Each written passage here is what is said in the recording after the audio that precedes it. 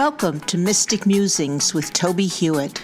I'm Tobie Hewitt, and I'm your guide through time and space and all points in between. Mystic Musings will give you insight into who you are, why you are here, how to live an authentic life, and where you fit into the universe around you. Join me on this path of mystical exploration.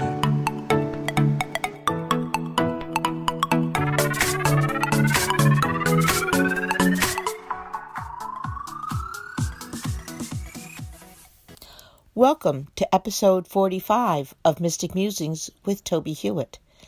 This week, we will examine healing as we continue our mystic journey. What does it mean to be healed? It means that our physical and etheric bodies are functioning optimally and that we are able to move through our day with a feeling of wholeness and a sense of serenity. I am surprised by the inclusion of the idea of serenity. But when I reached out to Nakoma, my healing guide, that is the word she prefers, and I do respect her choices.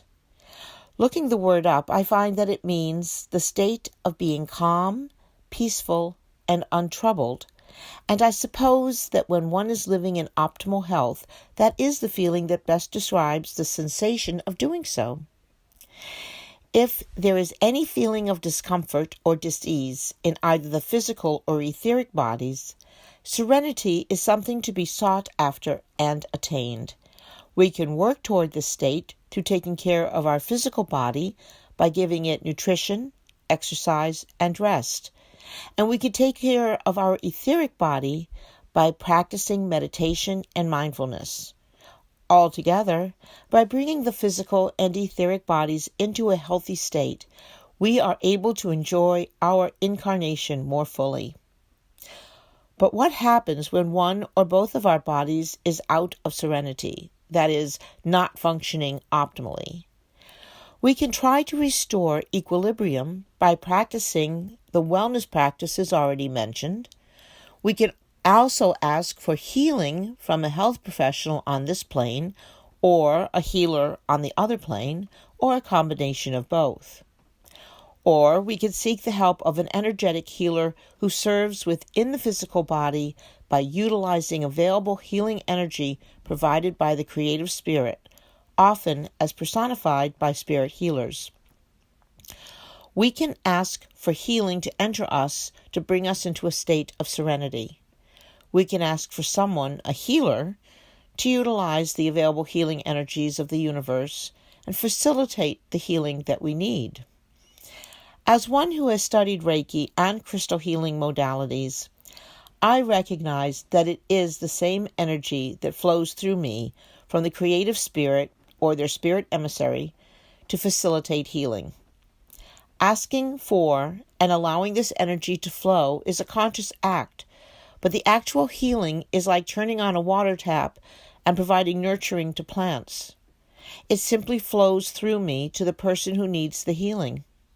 I am careful not to add any of my own energies to this process so that I do not interfere with the process or even add some imbalance within my physical or etheric bodies to affect the person seeking healing.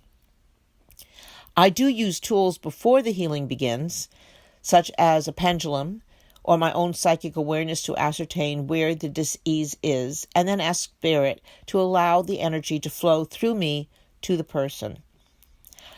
Crystals are especially useful in focusing the healing energies. Not only do the colors of these crystals resonate when activated into a healing modality, but in and of themselves, they are able to perceive the necessary energy that needs to be used to create the state of healing. Placing appropriate crystals on chakra points helps to heal and bring into alignment both the physical body and the etheric body. By bringing these into a healthy, balanced state, healing is the natural response in order to attain the state of serenity. Sometimes I become aware of a person at a distance who is in need of healing. I scan the person's physical and etheric bodies and gain an understanding of where the healing energy needs to be focused. It is the same process as when someone is in the same room as I am. Healing energy, indeed all energy, is not confined to a space or time, and we are able to utilize the aspects of this energy in order to facilitate a healing. Recently, I intuitively recognized the ailment of a friend's son as what I called, for lack of a better term, dirty blood. I could see that the blood in his body seemed to contain a gray cloudiness after he had been exposed to toxic, though not deadly, fumes. I perceived that his physical ailments would heal as this grayness left his bloodstream. This was not a diagnosis in a traditional way because I was describing what I was perceiving as an etheric visual rather than as a clinical diagnosis. After my friend had consulted several specialists for the symptoms he was experiencing, the determination was made that there was a substance in his blood that would clear in time, which is basically what I had perceived. My healing guide showed me that an algae product would be able to clear this dirtiness more quickly, and my research indicated that spirulina, a product of algae, would be the substance to take. I am waiting now to hear how the young man is doing.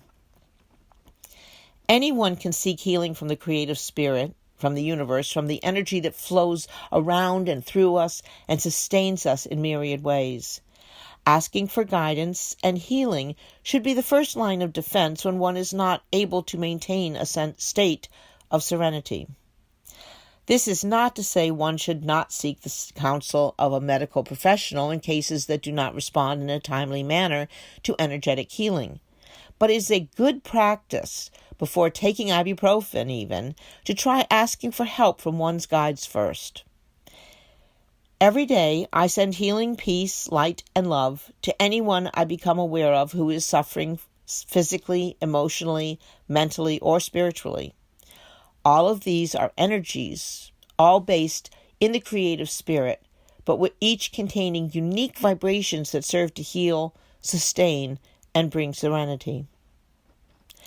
This week's exercise is to try to receive and or send healing by simply entering a state of quiet focus and asking for healing energy to be used by yourself or for someone else. Note the response you receive from doing this and know that you can call on this energy as needed. Next week, please join me for episode 46, when we will examine the work of the end-of-life doula as we continue our mystic journey. Thanks for listening to this episode of Mystic Musings. Please join me every week to continue our exploration of all things mystical that can help you have a more practical and magical life. Please visit my website, tobiehewitt.com, for more information and to read my blog postings. And join me also at pathwaystomindfulness.org to learn how you can schedule a presentation. I am available for mindfulness training, demonstrations of psychic abilities, and individual readings. I also have a number of books on mystical topics on Amazon.com. I look forward to hearing from you and answering your questions. Please contact me through tobiehewitt.com.